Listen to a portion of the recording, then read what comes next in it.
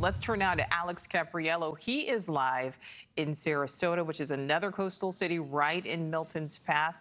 So Alex, kind of explain what you are seeing there in Sarasota.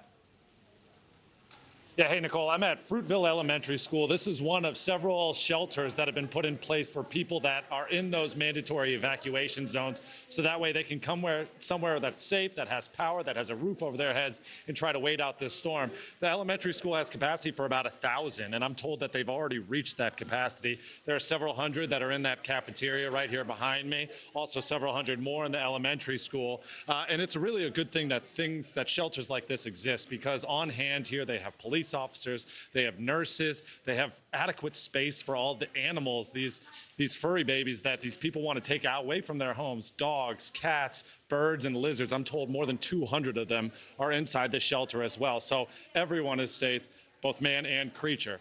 Now, the fact of the matter is people have to come here because they don't know what the future holds for their actual homes, right? I went inside and I spoke to one man who said that he's still recovering from the effects of Hurricane Helene less than 2 weeks ago.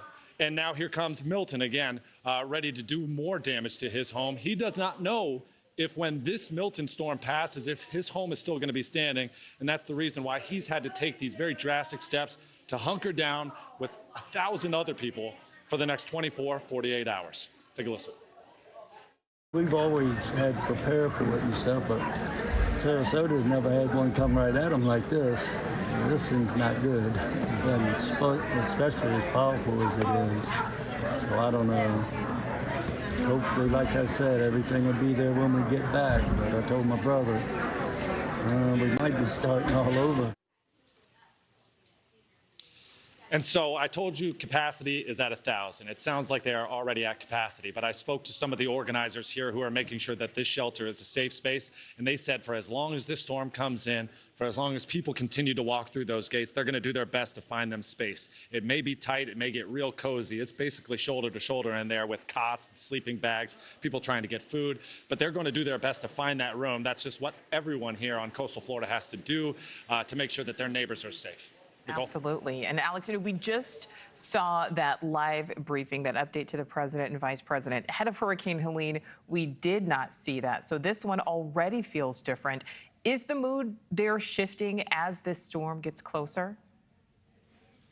You could feel that sense of nervousness in the air here. I mean, I think a lot of people have never seen a storm like this. I mean, we keep talking about how historic it is. And even for the people of Florida, who every fall during hurricane season, they come and encounter some sort of storm, they've never actually seen something that is expected to be as powerful as this. And so that's the reason why they're taking it seriously, much less what I told you about Helene, that just already feeling the impacts of that. So people are, as far as I can tell, heeding the evacuation orders. I have come across other people when I've gone closer toward the coast that do say that they want to stick it out.